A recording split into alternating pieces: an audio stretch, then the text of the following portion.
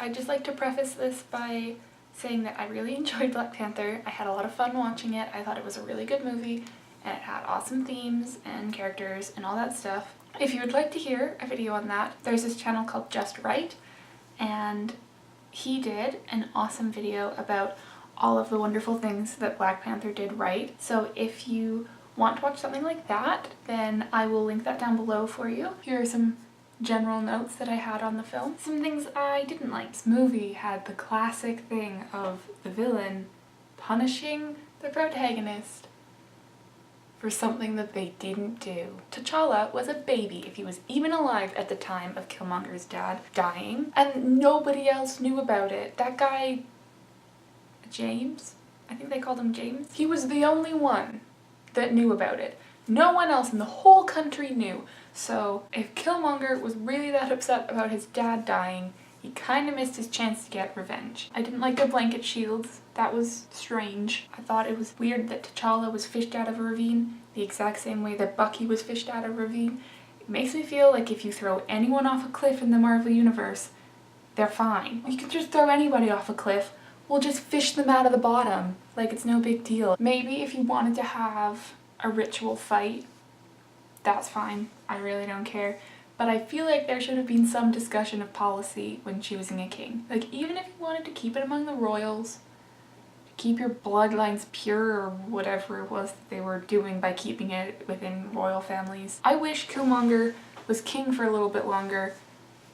That kind of rhymed. I wish Killmonger was king for a little while longer, just for the simple fact that I would have liked to see him having to, like, figure out irrigation systems or education, or him having to deal with petty theft in his country, or any of the things that supposedly a monarch will have to deal with when they take over a country. All he did was he just walked in and said, I'm gonna ship some guns over, and then I bet he had no plan after that of actually leading the country. Things I liked. I liked the sister. I thought she was really funny. I liked their weird video game car thing.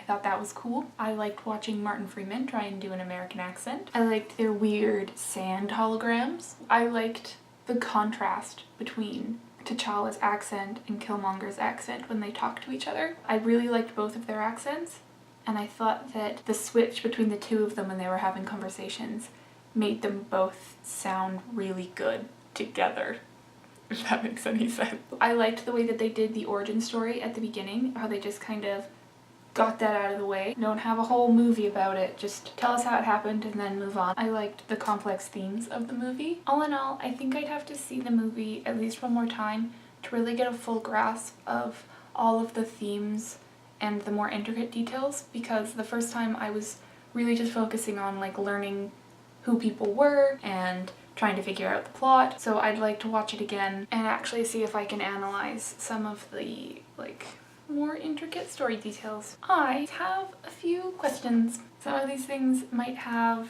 answers from the comics, so let me know if you are a comic book fan and you have some of the answers for these questions.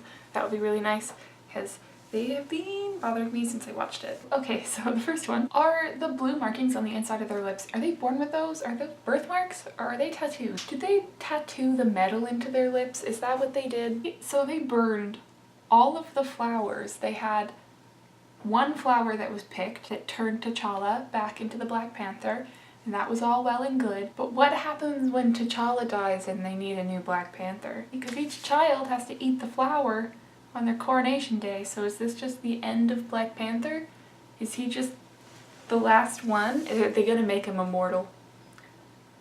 I don't think they're gonna do that. It occurred to me that this was one of the only superpowers in the Marvel Universe that you can just get and lose at will. So you can eat the flower and you can just become the Black Panther, supposedly no matter who you are. What if someone else ate it? I know we can have more than one Black Panther at a time. What if somebody that already had superpowers also became Black Panther? Peter Parker could be Catman and Spider-Man. Or Black Widow and Hawkeye could both eat some flowers and get some actual superpowers. Have you guys read that book, All My Friends Are Superheroes by Andrew Kaufman? Because I feel like Hawkeye would really relate to that book. Can Doctor Strange go visit the Panther God realm that the people visited? Where is that? Is that one of the 7 realms in Norse mythology?